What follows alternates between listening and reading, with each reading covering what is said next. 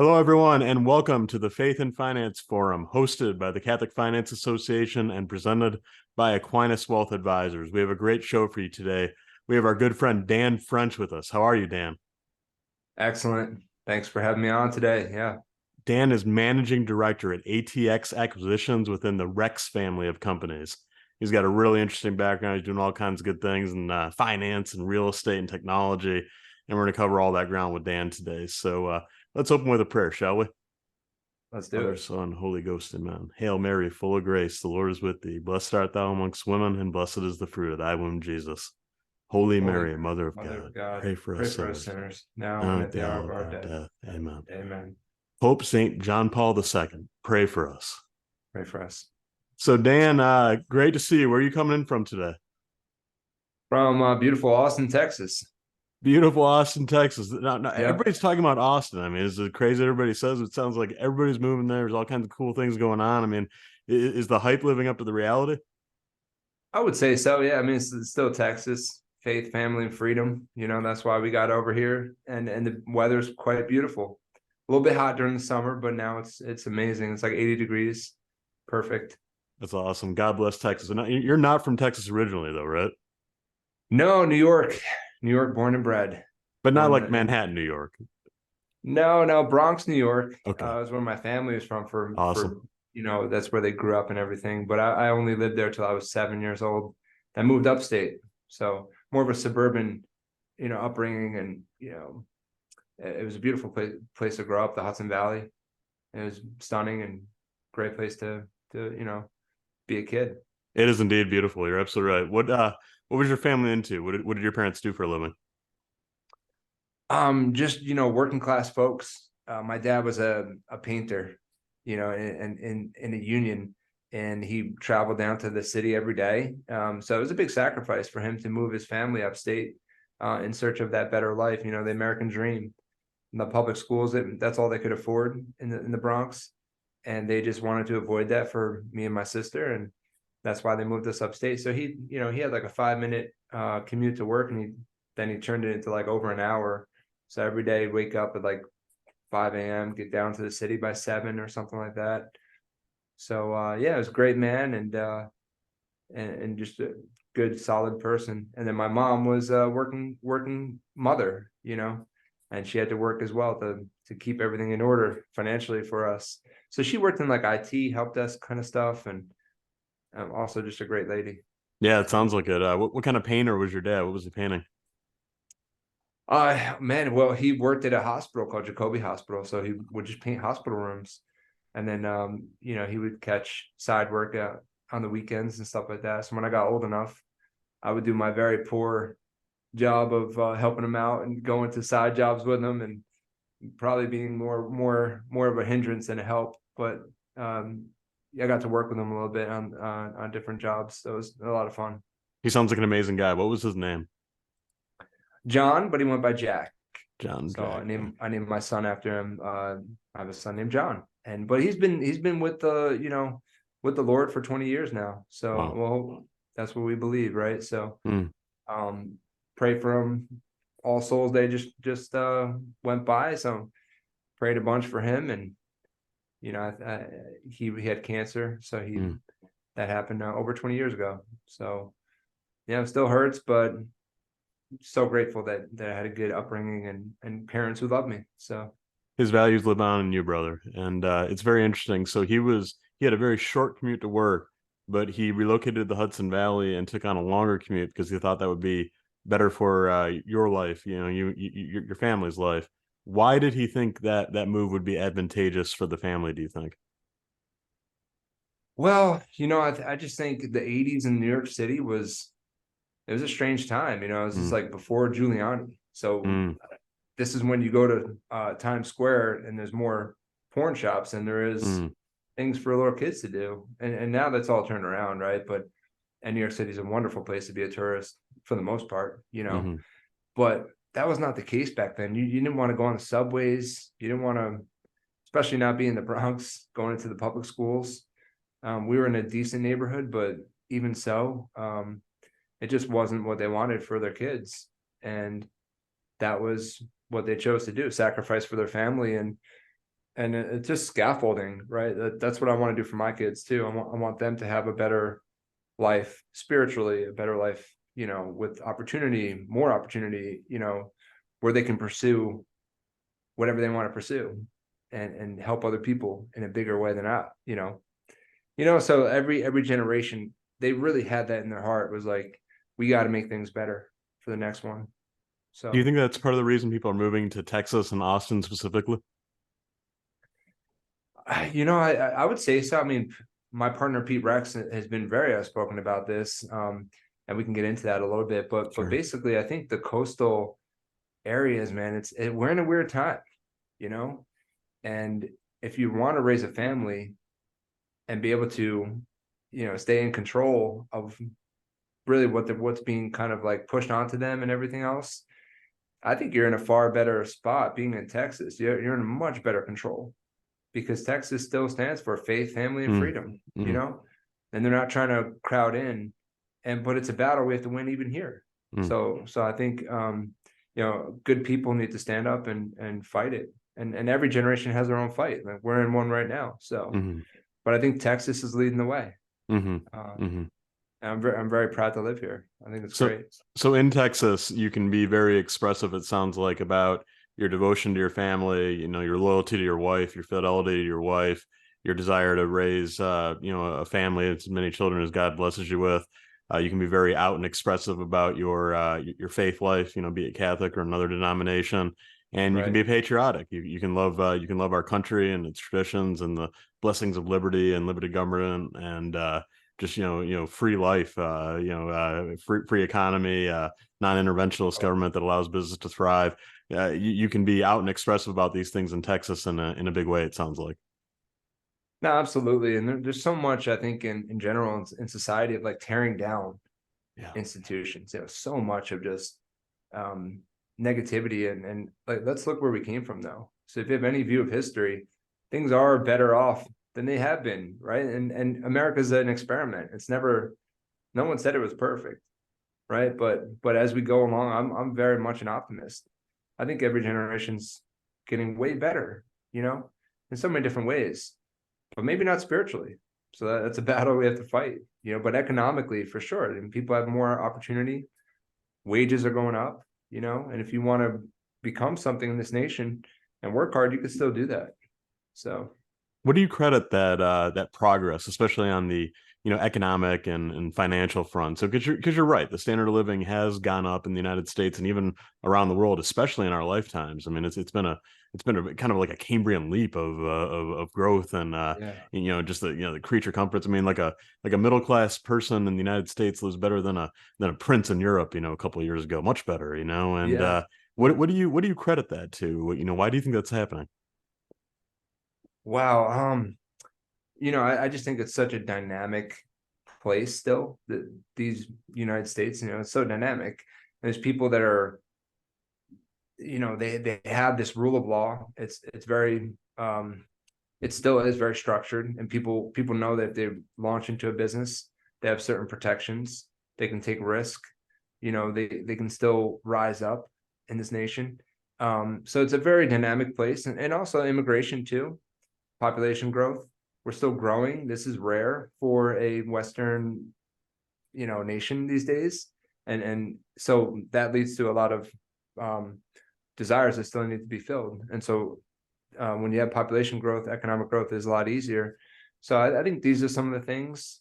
Um, but for sure, technology has a huge role to play too. It's you mentioned that we live better than a prince in the Middle Ages. Well, that's in large part because technology is such a deflationary force. So when better tech is in the hands of people, they can do more, right? Or they can have more time to pursue other things. They don't have to wash clothes for 10 hours a day or whatever it is. And it's cheaper. Things become cheaper. It's cheaper to build a home. It's cheaper to build, have a car. It's cheaper to have a computer. Um, so I think all these different factors, and it's just it's yeah, it's just this big melting pot, if you will, of different factors that kind of like make America great. I don't know if that's just my vantage point, but No, I'm with you all the way. I mean, we're just such a blessed country, and we always have been, including today. And Mhm. man, well said. So Dan, you are like a crazy like entrepreneur guy, right? I mean, like you're all about taking business ideas from the embryonic stage, seminal stage, all the way through fruition and perhaps even sale. Where does that come from? Where does your love for business and entrepreneurship come from, do you think? I appreciate that. And John, I never really expressed it, but I'm a big fan of yours, Oh, thanks, man. and appreciate you having me on. And just Welcome. and you're a beast within the space, and so much of what you do, I'm like looking up and trying to figure out how do you have time for it all, which is very inspiring to me. Thank Because you. I don't often say that about folks, but because I'm fairly busy myself. Yeah. But yeah, entrepreneurialism, I would give just a ton of credit to my business partner. His name is Pete Rex, and so some of you might know him or have come across him. Just starting off early in putting ourselves out there, really was driven by Pete's idea to get into real estate. And so Pete and his brother Rob, who's also a terrific guy, um, they kind of approached me, really driven by Pete, I would say, to say, are you interested in investing in real estate? And I was 24 or 25 at this time. And that just, clicked in my head right away, because I think a lot of people know that real estate over time has been a durable way to build your wealth. And so that, being a almost like right out of college, during living in an apartment during college, I always said to myself, man, I can do this a lot better, right? If I just had the chance. I don't know how I can get that chance, but if I can do this, I can do it a lot better, because many people have this experience living in an apartment in college. Like, you don't get a lot, you don't get a lot of attention, you don't get a lot of service. And I just felt that real estate, again, in my heart, would just be a way to build future wealth for a family I wanted to provide for someday. I didn't have a family yet. So when Pete approached me, I was all in. I wanted to start that journey. And then I used the word scaffolding before. I think we just scaffold one thing on top of the next. And our partnership worked that way. My journey in entrepreneurialism or entrepreneurship worked that way. So I'm happy to go into different areas that you want to cover there. Well, let's talk about real estate. You're right. It is such a great engine of ascent through the various classes in our society. I can certainly speak to that in my own family, who are transformed from farmers and bricklayers and coal miners to homeowners and Yeah. parents of college graduates and all this good stuff within a couple generations through real estate. And Mm-hmm. so, I mean, you're absolutely right about that. So when you got into it, at first, what was your job within the real estate space? What were you doing? How'd you get your start specifically? Like what were you working on? Well, hopefully, maybe I'll go into a little bit more detail Yeah, let's roll. for Yeah. your audience. So Yeah. during that time, when I was 23, I became elected in my hometown as an elected official. Wow. So I became a councilman. And What that's what town real quick? What town was this? It was called town. Well, it is the town of Beekman in New York, Thank you. where I Got grew it. up. Yeah. Yeah, where I grew up since I was 7, Yep. and where I met Pete and his brother Rob. So, and what happened was, John, I mentioned this earlier, but my dad passed away. Hmm. So right after 10 days after I received my undergraduate degree, he passed away. So, I had other aspirations. I think at the time I was going to maybe move away and go to DC, or I had a public service, was in my heart at that time, because 9/11 was kind of a Hmm. proximate event Yeah. still. I graduated in 03. Obviously, September 11th was 2001. Hmm. So I started gearing myself up toward public service, a life in public service. And that's what I was very passionate about and thought I was called by God to do this, right? So, and we need great public servants. So, but I found myself being back in my hometown unexpectedly, right? My dad passed away, battled cancer for 11 months, and then kind of grow where you're planted. That's what happened. So my friend said, hey, I know you're getting into this. Why don't you consider running for office? They saw a little ad in a newspaper, if you can believe that, like a printed newspaper. That's great. So I see it, and you know what? My dad was a very community oriented person. He was on the recreation commission boards. He was always the guy at the rec that you'd always see around. umpiring games, refereeing, even after I stopped playing. So cool. Got and aged out. He built a skate park with the rec commission. He was, just this kind of guy. And so I kind of stood on his shoulders a little bit and got elected when I was 23. So again, that's the reason why when Pete approached me, I was like, yes, because I knew I had to have something else for the future. Public service is not going to it's going to like cover the bills. It's not going to get me ahead. Mm. So that's where all that came from. So you asked about what was my role. Mm-hmm. My role in my head was to be a passive, limited partner kind of thing. I was down to roll up my sleeves and of course do what I had to do and be a good partner, but I thought it was going to be more like mailbox money. And so anyway, I hope this resonates with some of your audience. So, the mailbox money thing that is not how it came to pass. Mm-hmm. Because we started investing in 05 and 06, 07. We felt really great. We were on top of the world for those years, kind of cobbling together a small portfolio. Looking back now, that was really small. But then we were like, wow, this is amazing. Look how many units we have. And of course, by 08, we were in massive trouble because of the great financial crisis.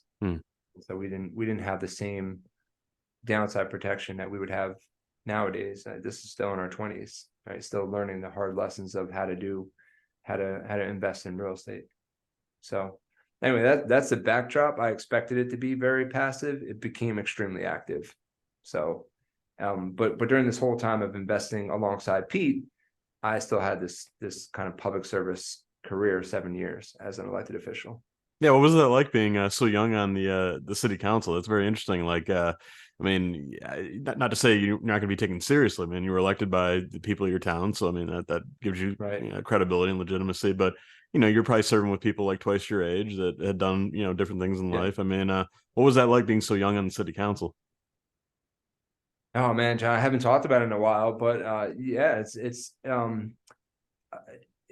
there's some great aspects to it, right? Like you are very personal with your constituents, right? Like the people you serve are right next door, which I loved. I mean, you would be at the post office and people would stop you and say, "Hey, what happened here? What happened there?" I saw it because they would do like this not a webcast. Well, I guess it became a webcast, right? But they would show it on TV and people would watch it. They watch their local town board.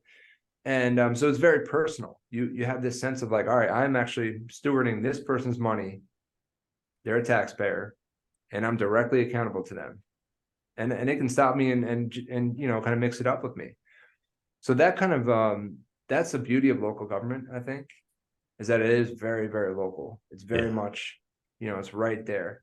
And then just in terms of maturity, leadership, that's one of the best pieces of advice that I think I've come away with for young folks is like do things that you think you're not ready for. Yes. And you have to like leadership's not something that they're just born with. I really believe that. I believe it's something it's a muscle that you flex that muscle over time and you put yourself out there in positions that again you might not be ready for, but over time you're like, wow, I can handle that.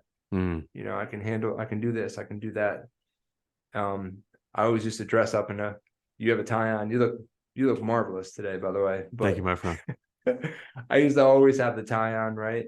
So you're Yeah. young and you're stewarding millions of dollars. Yep.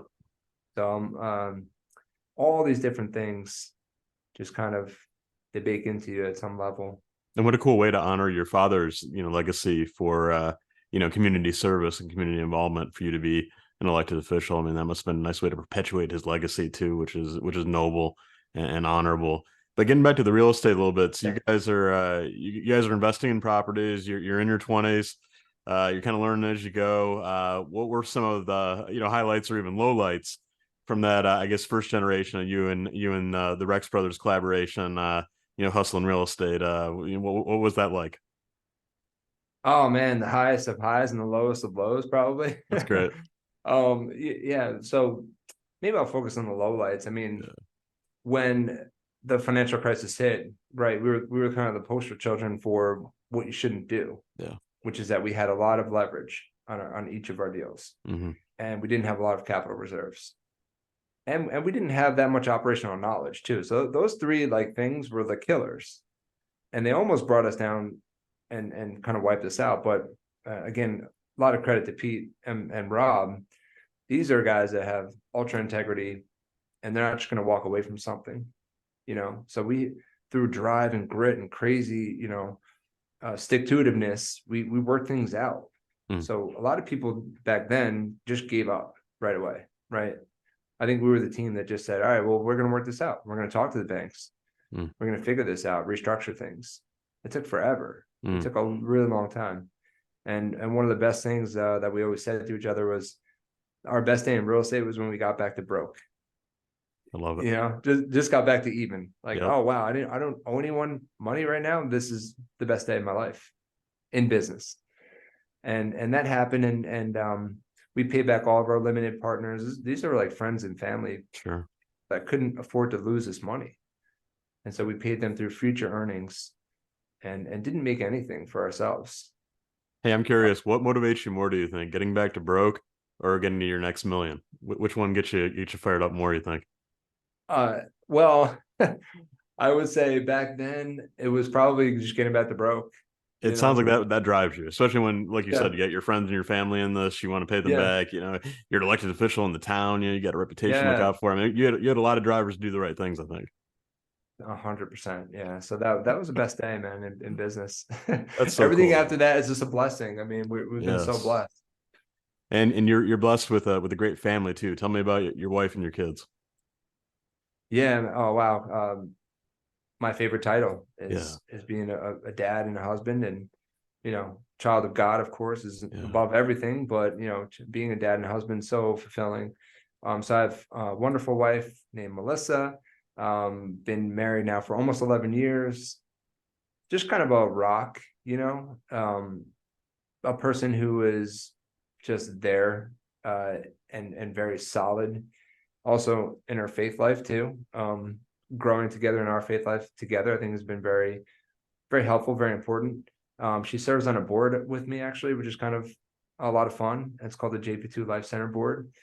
So she's just a great mom, loving, you know, always doing the right thing and just being kind of a good support for me because I work super hard. hmm, And so having her at home with the kids, it's a harder job than what I do. So, and she takes it like a champ and she just handles it. So that's my wife. And I have 4 kids. I have three girls, 10, 7, 6, and then I have a boy who's 4 years old. that's So, awesome, man. What are your kids like? What are they into? oh man, my oldest are both of them are very much into art. They do everything. They do different camps all the time. Karate, actually, they're getting into. It's great. My boy's into like any kind of sport, any kind of rough housing. It's Yeah, awesome. he's a typical boy, but No, I mean, family is so critical, right? And yeah. having a good partner, that's probably it's interesting. You talk about business decisions, and we both made great ones, but we made some that aren't as great, but Mhm. man, picking the right partner in life, that's one you want to get right. That's one you don't want to mess up on, Totally. right? And I'll just speak for myself. I outkicked my coverage, and I'm sure you did quite well yourself, and Yeah. that's the greatest gift, man. That's awesome. Well, and children are a great gift too, and it's unfortunate that it seems like a lot of people, hesitate around that. I don't know if it's because they have anxiety about the way the world's going.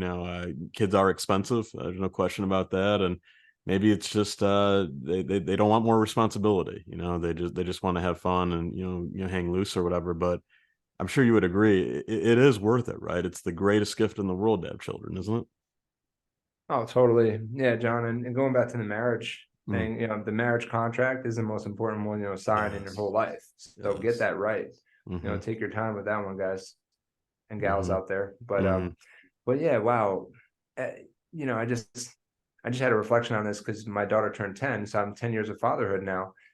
And just like every it's in the gospels everywhere too, right? But when you just give one little bit, you get back 100-fold. For And sure. that's how I think of like being a father. It's like I've given this much, but I got back so much love Yes. and so much joy and fun. And yeah, there's times when it's hard nights or you're tired, but like, I just try not to dwell on that. I'm Yes. working on that, but patience and just loving the blessing and just yeah, embracing it.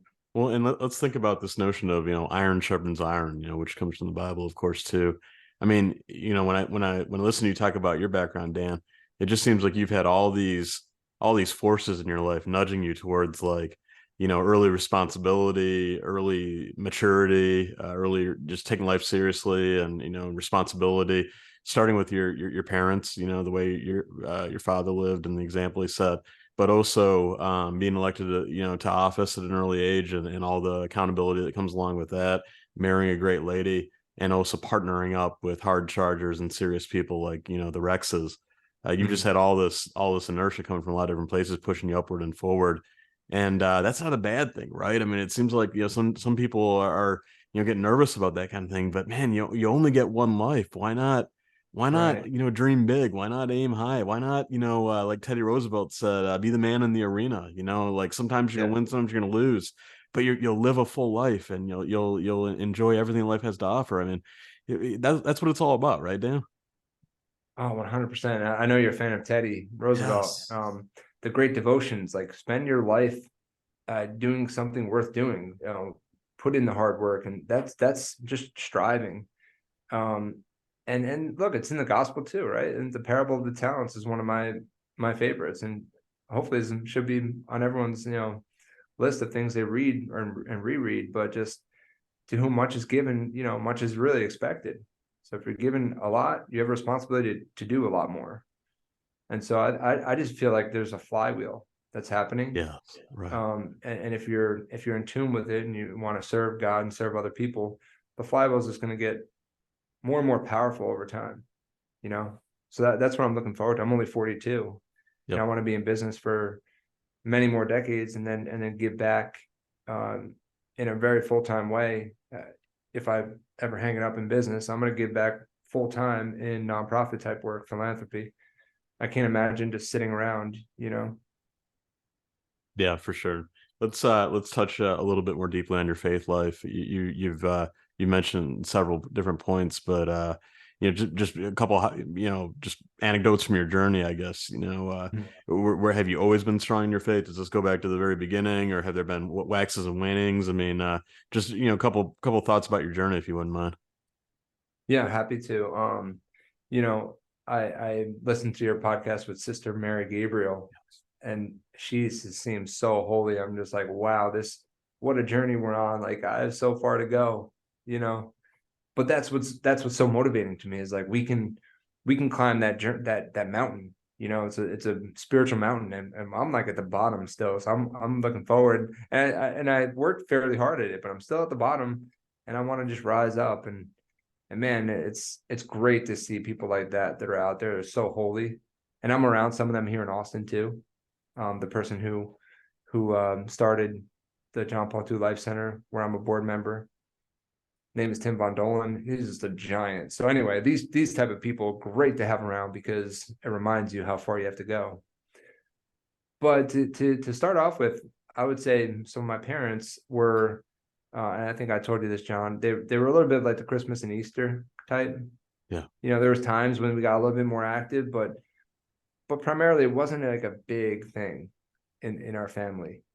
And that's why I'm so grateful to God for putting Pete and his family in my life, because their father, his name is Tom. He was so yeah, he was just a great uh influence on my faith life. He gave me a foundation basically.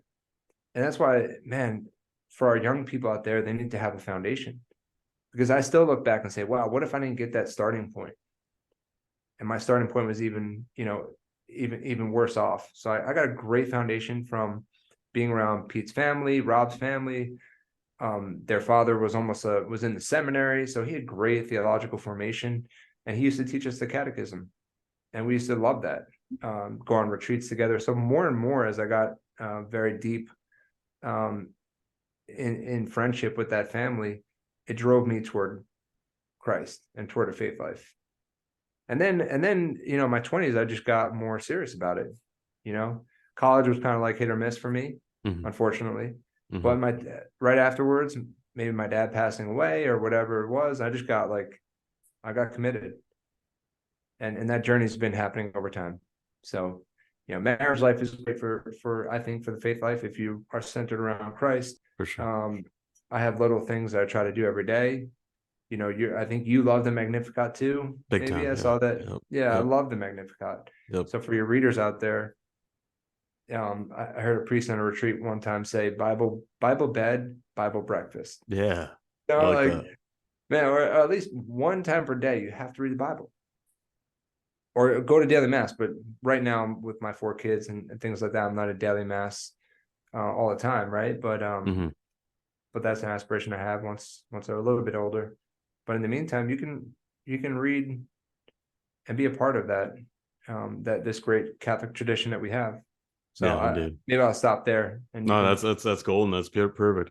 What about health and wellness? Are you in the gym a lot? Like, how do you stay in shape? How do you keep physically motivated? Yeah, I think it's a really important part of sustainability, Hmm. in business and family life and everything. Really, it just reinforces everything. If you feel good, if you're healthy, if you are moving your body around, and I don't go crazy about it, right? I'm not like in the gym and not spending time with my family. I just Hmm. kind of working into my life, Hmm. and I found ways to do that. And like I'm lucky enough to have a really small gym in my home, but it just gets done what I need. Yep. So love that. I have a jogging stroller. I take my kids for a jog. I did that today with my 4-year-old. He still lets me do that. Stroller gets a So little heavy, yeah, but man, it especially with just multiple kids. right. But one reflection I had this weekend Yeah. was we just got done with daylight saving time, Yes. right? It's an extra hour. Yep. It reminded me of the power of 1 hour. Amen. For sure. So wow, it just made such a difference in my Sunday. I was like, wow, this is great. But good routines, I think, do that for us. No, I totally agree with you. And I mean that's how you win. I mean, you set aside an hour for the things that are important to you, whether it's playing with the kids, Yeah. spiritual devotion, if you're feeling, not perhaps not as energized as you'd like to be, get that hour in the gym in. And by the way, Mhm. as for the home gym, I mean, you could put together a great home gym for a couple of $100. People don't even realize this. I mean, you go Yeah. on Craigslist or go on Facebook Marketplace, get yourself a little weight set, you know what I mean? Like Right. you actually make a lot of progress for not a lot of cash with a home gym. And there's no friction. You don't have to Amen. drive anywhere, park, get out. Yeah, It's and the right kids there. see Yeah, you it's doing that. staring at you. Yeah, It's making you feel guilty. man, I go down there sometimes with my 4-year-old daughter, and she loves it. She's got like a little 2 pound Yeah. weight. She does tricep extensions. I mean, it works out great. Yeah. Well, Same. let's let's get deep into the Rex companies and ATX acquisitions and everything you're doing right now, because you remain in real estate and technology and finance. Just the Rex companies, of course, are known to all our listeners. What Pete and your team is doing is absolutely incredible. Obviously, it's been covered extensively in the national media, in the Wall Street Journal and Fox Business Channel, all kinds of other outlets. Steady she goes. I mean, it just seems like every other day Pete is making a big announcement about a new product or company that's coming out. It's really really cool. What's your role in all that, Dan? Where do you fit in? Yeah. Happy to go into it. Thank you for the kind words on and we're still battling, Yeah. every single day. And it's tough. Business is competitive. It's so competitive. There's really great companies out there. I think it's important for people that are mission focused. They want to serve others. They want to what we say empower others, Yes. right? Especially in the tech world. Real estate for sure too, but especially in the tech world, there's so many people building technology for reasons that are not, building up society. And we see this in social media for sure, right? They're just distracting us. Like we want to be the opposite, right? We want to empower people so they can become more, achieve more, have better opportunity, rise up, live abundantly. So that those are ideas. But how do I fit into the mix? I mean, I would say I'm a partner with Pete across essentially everything he does. Also, invest my personal money and our my myself and my wife's money. As we've had financial success, we've deployed it back into our businesses alongside Pete. So if anyone comes in as an investor, I can say, hey, I'm in there with you. I believe in everything we're doing. So, um, but over time, it's been a little bit of like a kind of a chief of staff or a chief operations officer alongside Pete. He's an amazing guy. If you haven't uh, come across him, look him up. Rex.com has his bio and whatever. But he's a very visionary type leader. He's got a vision. And sometimes he's like 30 years out. So that's important because that's not actually my strength. My strength is something different, which is more execution of around like the short to medium term. I can get there on strategy with them, but I'm going to just be much more like playing to my passions and strengths by being in this execution mode. So over time, this has been very project based type work, and so as something gets created, I'll be in that creation mode, executing with Pete or on Okay. behalf of the team. So give So us does an that make sense? example of some of the execution that you have led lately. Lately, my focus has been kind of twofold. Like we have, so after 2000, the first stuff that we invested in real estate was, let's put that aside, right? That was a very small partnership, just Yeah. 3 people.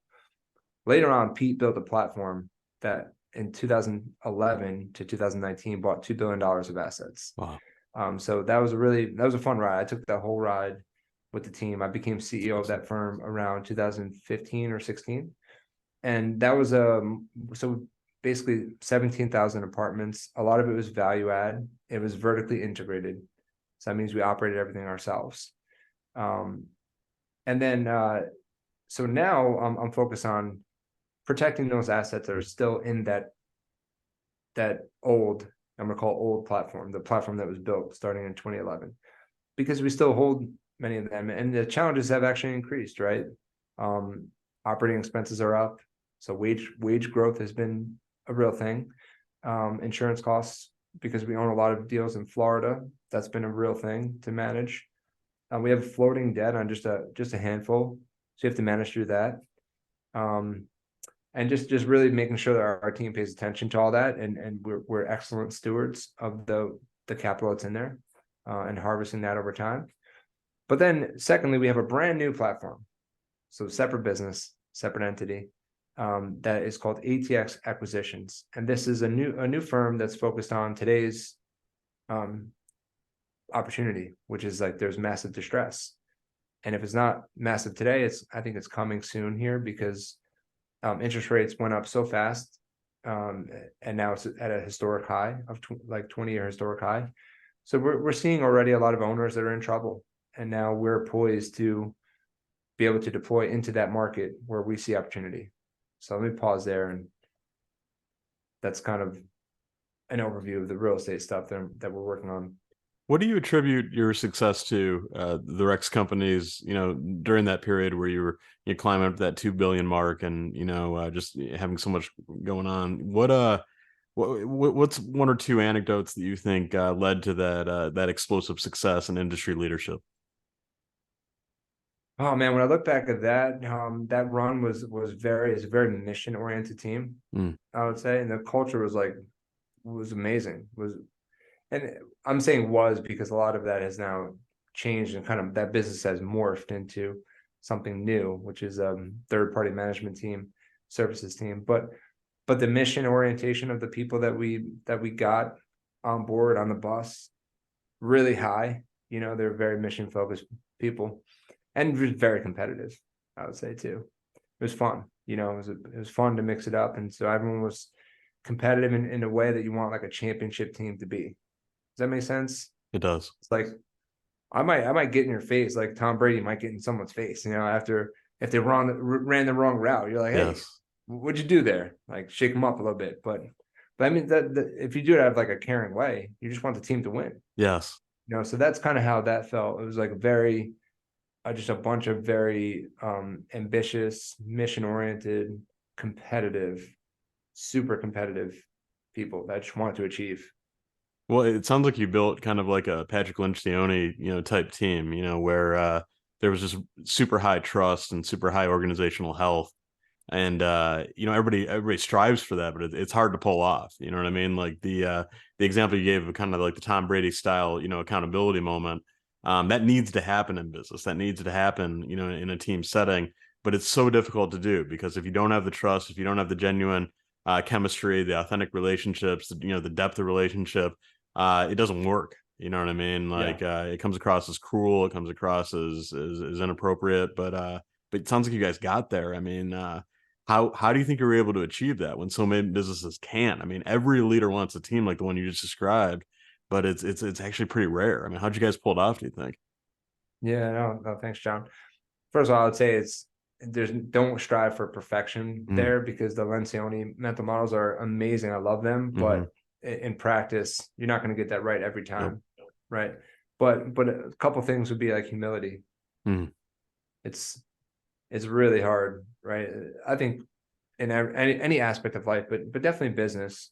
It's hard to be challenged and say, because you get defensive. mm-hmm. Say, oh well, that wasn't, there was external events, or that Mm-hmm. wasn't really under my purview, or I didn't. You asked me to do something else, and now I Mm-hmm. got busy doing that. And now, so I couldn't handle this. But it just like extreme ownership Yes. is super important. And then you could be like, all right, well, yeah, I have to take extreme ownership. That failed under me, my leadership at some level, my part of the business.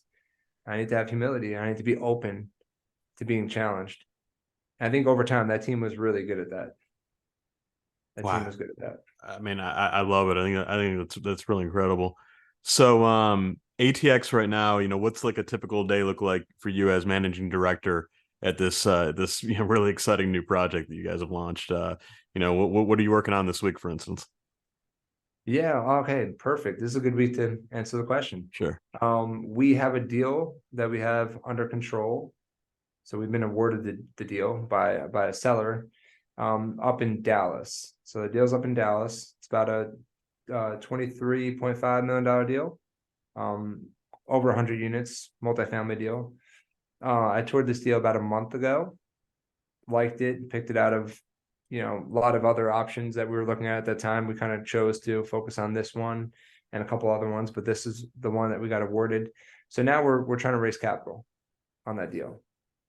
So there's a lot of transaction stuff that also happens behind the scene that we have to kind of set up, negotiate a purchase and sale agreement, set up all those different entities and structures, and make sure we have our data room set up. But now we have the deal under control. We have to go raise $10 million.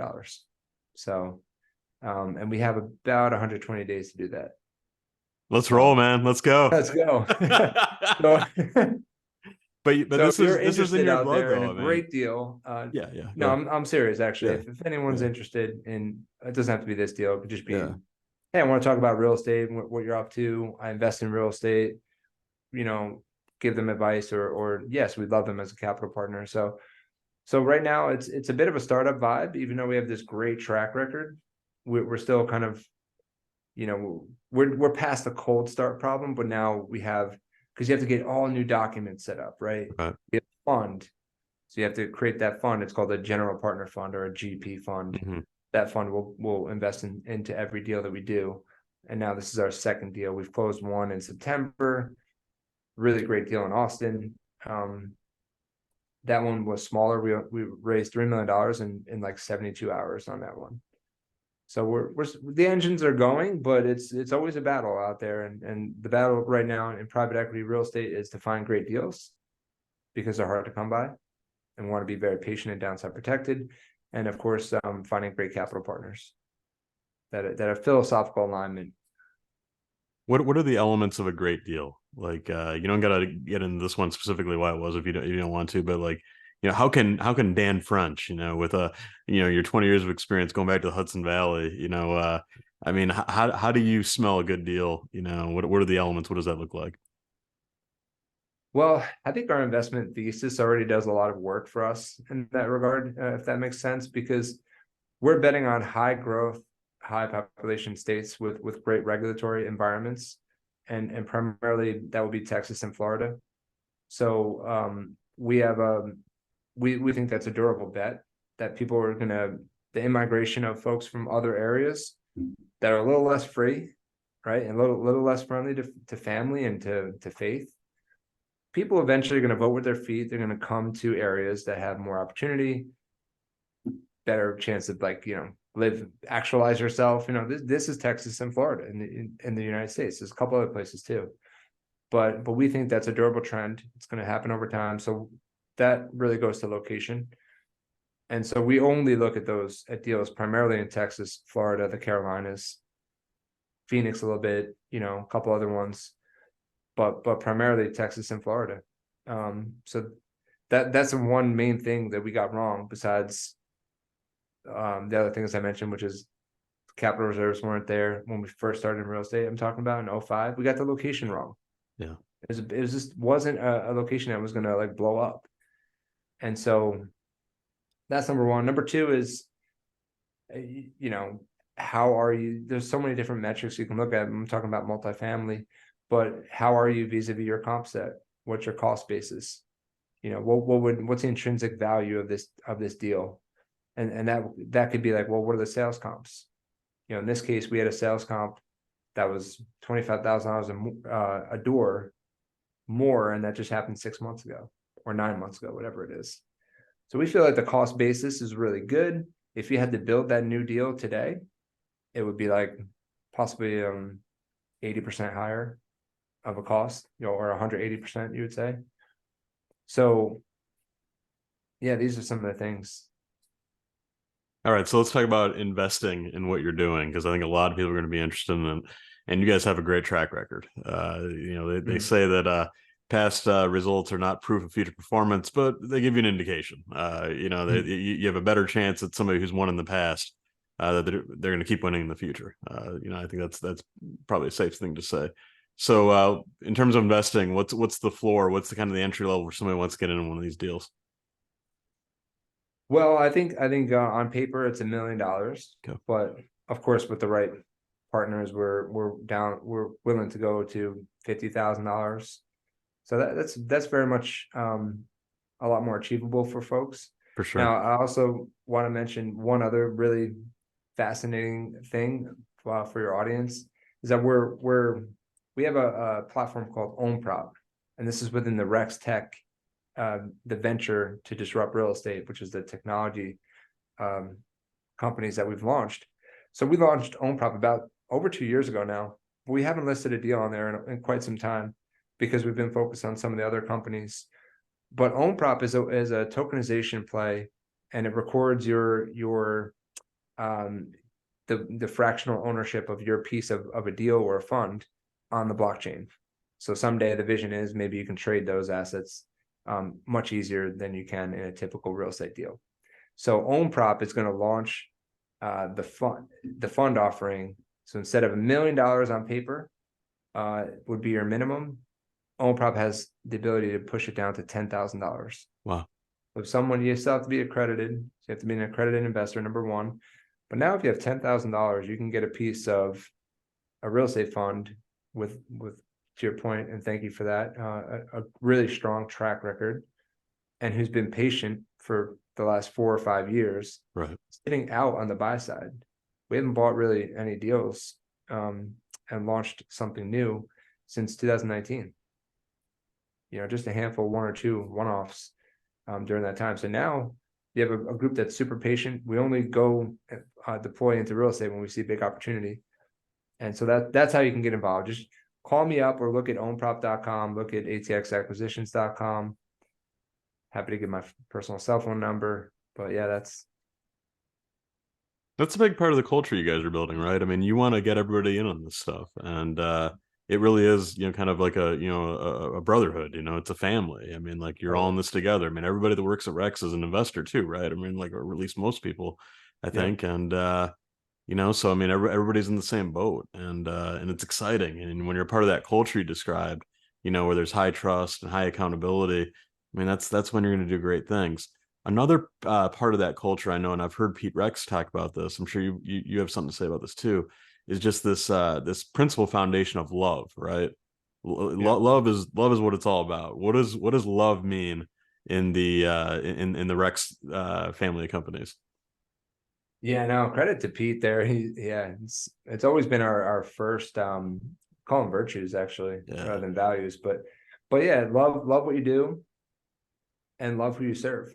Yeah. Right. So like that's number one, has to be the animating force behind everything else, because without it, man, it's so easy just to be like, well, I did enough for today. You know, I'm good. Saturday, I can just chill. I can hang out, you know, and it's very simple to just kind of like be lukewarm. But when you have love as your animating virtue behind all of it, there's no room for lukewarmness. You have to be all in. You know, you have to be, for the people you serve, this is each other as teammates, and this is importantly our customers too. Like this is, these are investors, these are owners of real estate deals that we third party manage for. These are, you know, people that we're trying to empower with our tech companies. You have to love them too. And so that's a great reminder. That's like it's the best, because then it motivates you. You're like, all right, wow, I have to actually meet some of these folks. It can't be theoretical. Has just like if you're in love with your spouse, right? It's like you have to spend time on that. You have to build a relationship, and then you have to continue to build it every day. Like communicate, you have to understand. Anyway, I'm not sure how I got onto that tangent, but No, it's um, good. It's good stuff. Let me tell you, we only got a couple minutes left, so I want to get you reading this too. Yeah, and you guys are interested in, practical social impact within our society too, right? I mean, like beyond your success in the real estate space, which is of course the focus of your business. I mean, you're trying to drive positive changes to correct some of the meta problems that American society is facing, generally speaking. And if I'm off on that, correct me, but would you comment on that if I'm close to the mark there? I think you are. I mean, there's not like a double bottom line mentality here, because Mm, we know we're in business. We have to create right. profit for all of our shareholders, and that's no illusion there. But yes, I mean, if we're gonna spend so much time of our lives working, well, let's work for a mission, and that's to empower people. So, on the tech side, some simple ones would be like if you we build stuff for vendors, different tech products for vendors that are in the real estate space to start off with, right? This is like our entry point is real estate, and then it can scale to many different verticals, other industries. But if you're a vendor, sometimes it's really hard to just get on site. It's hard to get your insurance. It's hard to prove that you have your insurance. So we have two different products and two different companies that help people do that. One's called Insure Pro, and one is called ID Core. Now that helps the folks that are, trying to rise up and actually build their business. It makes it far easier to go build your business, start your business up. And there's no excuse at that point, because look at all these multifamily apartments out there, or offices that need to be maintained, you know? So that's the kind of thing where I think that's how I envision empowering people. It's like, boom, someone needs to build tech for these folks. There's millions of these folks out there. And so we're choosing to build for them. What do you think the most exciting tech product that Rex has going right now is? The one that you're like, wow, this is just really cutting edge, this is really needed. What's one that you're particularly excited about right now? Oh man. It's kind of like they're your babies, Yeah, you love them all, but right. Yeah, yeah, oh man, own prop comes to mind, and yeah. we're kind of relaunching it.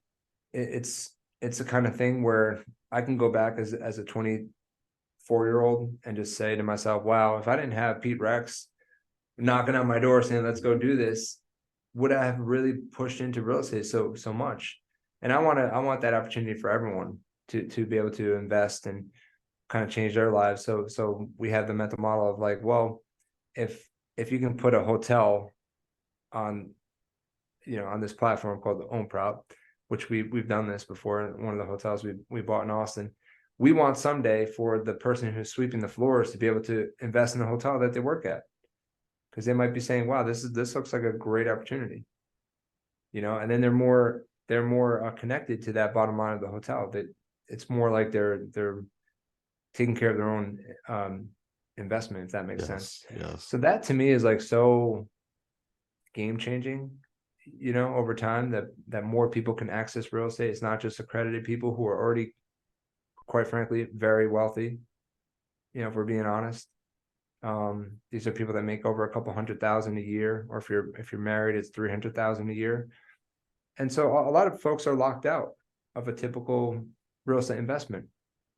So yeah, democratizing real estate is a huge one, I think. I love that vision too, because I mean, for so long, both in our country and beyond, penetrating the investor class has been kind of like, really aspirational for people. For most people, it's like, hey, I'm gonna get a job, I'm gonna be a good employee, I'll pay the mortgage, go on vacation, do a Mhm. couple fun things. But for a lot of people, other than maybe like an IRA or something, they don't really get into investing. But you guys are Yeah. opening up that world of investment and ownership, and being a stakeholder in something to a much wider class of person. Is that part of what you're trying to accomplish, you think? Yeah, 100%, It's awesome. totally.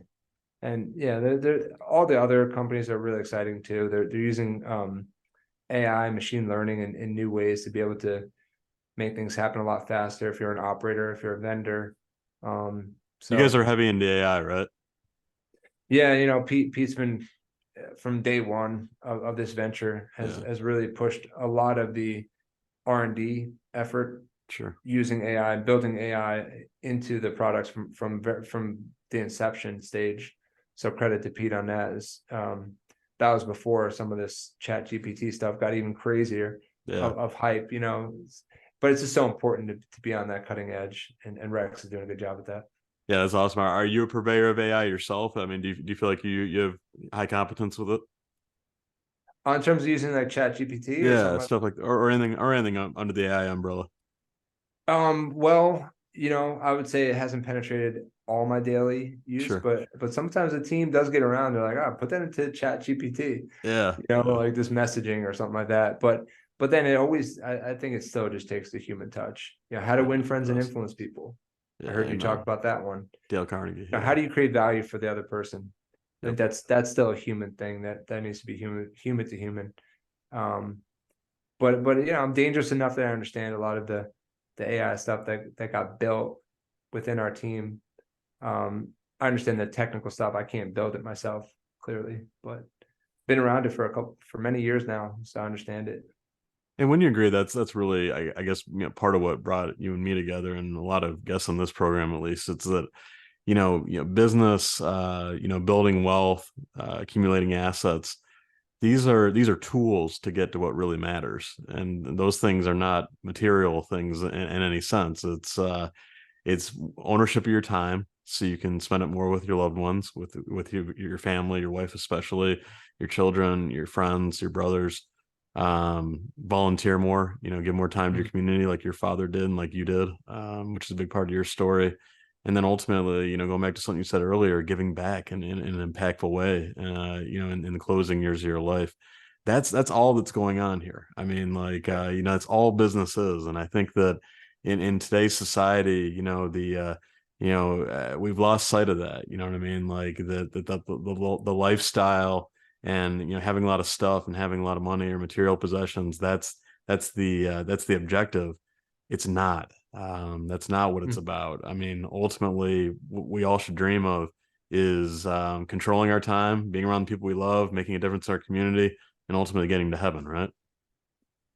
Oh, totally. No, super well said. Thank you, John. I mean, it's a great thing. We have to be reminded of that daily. I think, what is the ultimate thing we're going for? It's not a bank account or a number in a bank account. It's the eternal reward, and getting our friends and family there, and other people who just don't even know. I And love it. yeah, no, the Magnificat reading today was from Mother Teresa. Yes. I don't know if you saw that, but it's like there's so um, there's a material poverty in the world, but far more pressing, I think, and even more devastating is the spiritual poverty, like people who are just unloved and forgotten about. Mhm. So we gotta sometimes business can't reach those folks. That has to be like philanthropic, or the church, or humans doing that work. I've seen So statistics that like a quarter of young people today say they have no friends. wow. Uh, Yeah. third of men have never been on a date. I mean, it's Oh like man. no, there's something off, and I guess, what I would love to see companies like Rex do, and I think Pete does a great job of this, and you do it too, Dan, is just, steer into that and push back against a culture that's in atrophy. Let's just face it. And it's not that it's beyond salvation, it's beyond correction, but we do have to take very seriously everything that's going on and guide people back to those fundamental truths. Like you Mm. said, faith, family, freedom. That's a big part of it, just steering towards that North Star. Oh, totally. Well, I think every generation has to fight and Yeah. has to do it fresh and new. There's always something that needs, if we believe in it, we have to fight for it. So there's always something out there that's going against it. That's Satan basically at the end of the day, right? But Yeah. yeah, we have to battle. Well, you are in the fight, my friend, and you are achieving some victories, and you should be very proud of that. So let's wrap up here. How can people engage with you, continue the conversation? People that are interested in Rex or ATX or any of the cool stuff that you're driving along. I appreciate it. My personal cell phone is 845 629 1808. Happy to connect with you on LinkedIn. So Daniel French, Austin, you'll probably find me. And then atxacquisitions.com, rex.com. These are pretty simple ways. And we'd love to talk with you and see if there's a way we can partner up together. Or, if you're in Austin, look me up. We'd love to meet up with you. I love it. So cool. Dan, you're a busy man. We appreciate your time. Today on the Faith and Finance Forum, we've been talking to Dan French, Managing Director at ATX Acquisitions within the Rex family of companies. Dan, Godspeed, brother. So good being with you. Thank you God again. bless, man. Thank you. You're a beast. Thank you very much. Appreciate it.